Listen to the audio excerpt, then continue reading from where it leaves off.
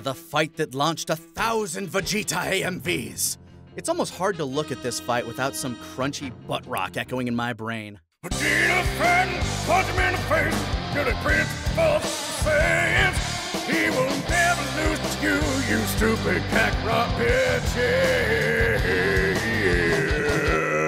It's pretty easy to see why. This fight has some breathtaking set pieces and phenomenal choreography. If only it were anything close to consistent. Luckily, Vegeta don't need to be so pretty to be so damn savage. The universe's grumpiest prince is in peak fighting condition thanks to some performance-enhancing wizard magic and 7 years of training in the most intense conditions Capsule Corp could muster. With every bone-breaking blow, we see just how deep this Napoleon complex goes. If you like how he throws a punch, wait till you see him throw shade. I'm a man who loves his big dramatic monologues, but I've gotta hand it to the Prince of All Saiyans on this one. That speech with Goku strapped to the side of a mountain is downright cathartic. Speaking of mountains, this fight might have some of the best use of scenery in all of Dragon Ball.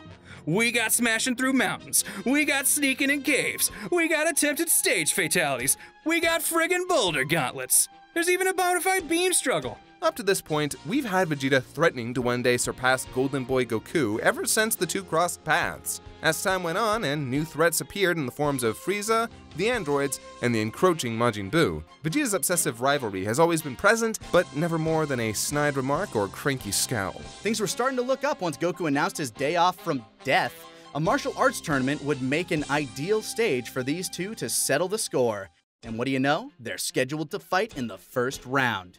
At last, the proud Saiyan Prince will have his day! Naturally, nothing goes as planned, and now His Highness is stuck putting his neck on the line for Earth again. And it's all because that clown Kakarot refuses to take him seriously. At this point, the gang isn't even sure Buu's gonna be that much of a threat after seeing Babidi's other minions, so it's easy to see why this would be so frustrating for Vegeta. As if that weren't enough to chip away at the old pride, he also catches a glimpse of some of Goku's power during the fight with Akon and realizes he's already outmatched. By now, Vegeta's ego has been demolished, and Goku's day on Earth has practically just started. So when Babidi swaggers onto the scene and dangles a chance to defeat his rival right in front of his face, well, Vegeta just can't help himself.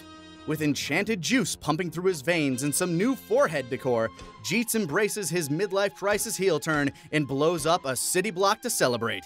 Goku is understandably not entirely thrilled about that, so he agrees to give Baby his bottle and fight him. Whoa now, Lanny. When you put it that way, it almost sounds like you don't think Goku took this fight all that seriously. I mean, are we going to address the long-haired, eyebrow-lacking elephant in the room? Knowing Goku's pack in Super Saiyan 3 in retrospect diminishes a lot of the tension in this fight.